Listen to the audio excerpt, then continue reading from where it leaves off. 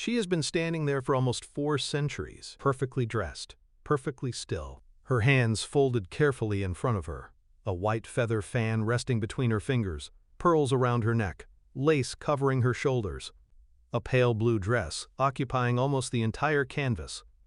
She looks directly at us, but she does not smile. There is no garden behind her, no toy beside her, no parent placing a protective hand upon her shoulder. There is only a dark, empty background and the silent expectation that she remain exactly as she has been arranged. The painting is known as Portrait of a Girl Dressed in Blue.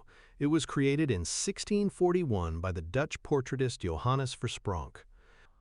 We do not know the girl's name. We do not know precisely how old she was. We do not know what became of her after she stepped away from Verspronck's studio. Her identity has disappeared, while her image has survived. And perhaps that is why the painting remains so unsettling, because the longer we look at her, the more we begin to sense a conflict between the person she was and the person she had been asked to become.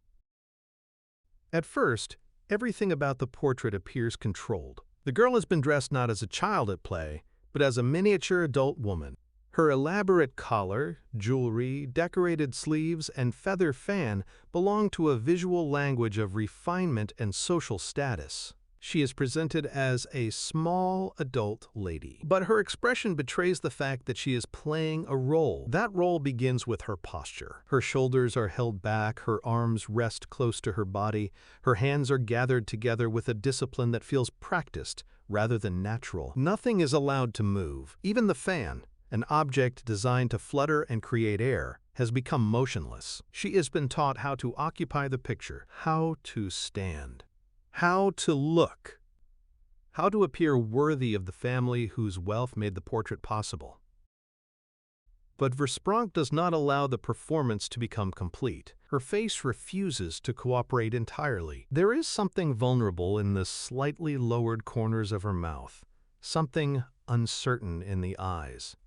She appears neither frightened nor unhappy, but deeply conscious of being observed. Her body follows the rules. Her face remains a child's, and it is in that small contradiction that the painting comes alive. In 17th century portraiture, clothing communicated far more than personal taste. Fabric was not merely fabric, lace was not merely decoration. Jewelry was not simply beautiful. Every element suggested access. Access to money, skilled craftsmen, imported materials, and the leisure required to maintain such an appearance. The girl's dress therefore functions almost like a family declaration. It tells the viewer that she belongs to a household that can afford to preserve her likeness, a household concerned not only with who she is, but with how she will be seen. Verspronck painted the fabric with extraordinary restraint. He did not use dramatic gestures or thick, visible strokes. Instead, he built the dress through layers of blue, adding lighter and darker tones to create the folds. The result is almost tactile. The satin appears cool and heavy. The lace seems fragile enough to catch against the skin. The feather fan is soft, white, and weightless. But the blue we see today is not exactly the blue Verspronck painted. Scientific examination has revealed that much of the color has faded. Only a small section, once protected beneath the frame, preserves something closer to its original intensity. The famous girl in blue is therefore no longer wearing her original blue. Time has altered her clothing, just as time has erased her name. What remains is not an untouched window into 1641, but a survivor, an image gradually transformed by light, chemistry, restoration, and centuries of human attention.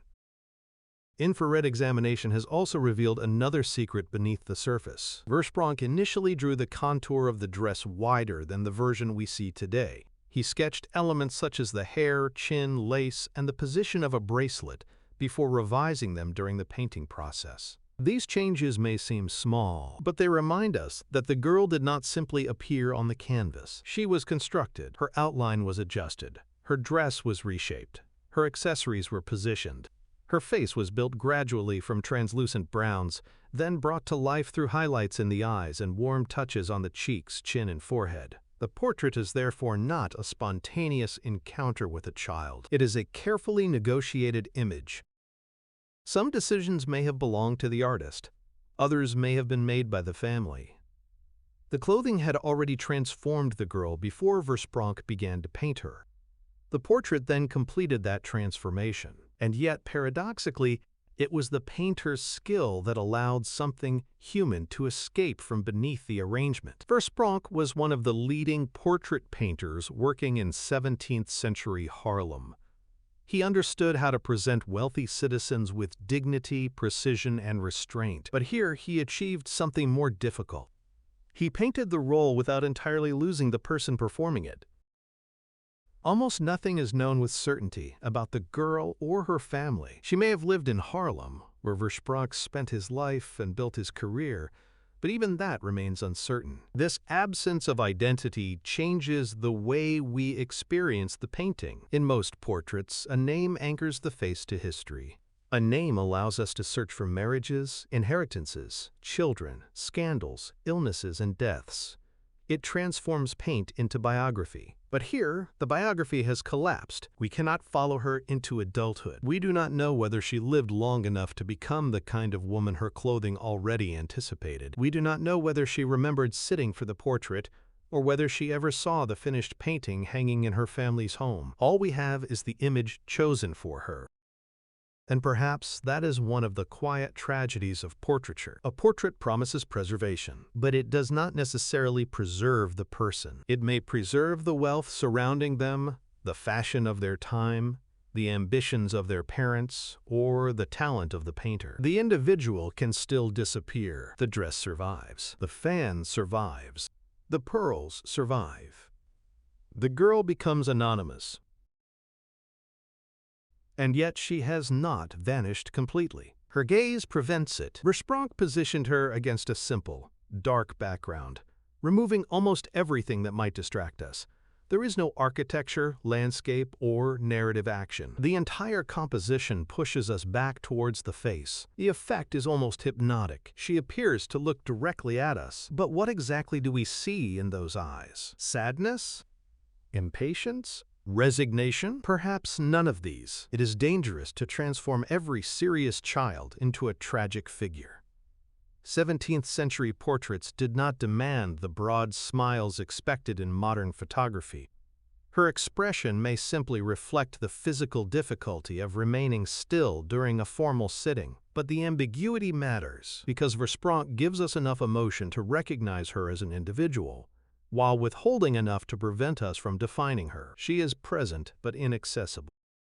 We know exactly how the light fell across her face in 1641. We know how the painter applied the highlights to her eyes. We know the dimensions of the canvas, the structure of its fabric, and even the colored layers hidden beneath the visible paint. But we do not know what she was thinking. The closer scientific examination brings us to the material object, the more distant the person seems to become. Her family probably commissioned this painting because they wanted something permanent. Children were vulnerable. Families changed, fortunes rose and disappeared. A portrait could establish continuity against an uncertain future. It said, "She existed. She belonged to us. This was her place in the world." But history has reversed the terms of that promise. The family name has been lost, while the child's face has entered public memory. The private daughter of an unknown household became one of the most recognizable children in Dutch art. Millions of people have now seen her. More people may know her face than ever knew her during her lifetime. And still, no one can call her by her name. She is famous and anonymous at the same time. Perhaps this is the true power of the painting. It captures a moment when identity has not yet settled. The clothing tries to tell us who the girl will become. The pearls, lace, and formal posture place her within an adult social order. But her face resists prediction. She has not yet grown into the costume. She exists in the narrow space between childhood and expectation, between private personality and public image. That tension is not limited to 17th century portraiture. Children are still dressed in the ambitions of adults. They are still photographed arranged, and presented before they fully understand the images being created around them. Families still use appearances to communicate belonging, success, and possibility. The technology has changed. The performance has not. Verspronck's girl belongs to another century, but the question hidden inside her portrait remains recognizable. How much of the person we see is truly hers, and how much has been chosen for her? Stand in front of the painting today, and the first thing you notice will probably be the blue, then the lace, then the fan. But eventually, everything decorative begins to fall away. The dress fades into the darkness. The jewelry loses its importance, and we are left with the face of a child looking out from a role she was too young to have chosen. Her name is gone. Her original blue has faded. The people who commissioned the portrait have disappeared. But she continues to look at us, not because history preserved everything about her, but because Johannes Verspronck preserved just enough. Enough uncertainty to make us wonder, enough vulnerability to make us care, and enough life in her eyes to remind us that behind every historical portrait was a person who existed beyond the image created for them. A person who breathed, moved, resisted, became bored, became restless, and eventually walked away from the canvas. We may never discover who the girl in blue was, but perhaps the mystery is what keeps her alive. If you enjoyed discovering the forgotten human story hidden inside this masterpiece, subscribe to Sapiens Verbum and join us as we look beyond the surface of art, history, and civilization. Because sometimes the most revealing stories are not the ones a painting tells us. They are the ones it can no longer remember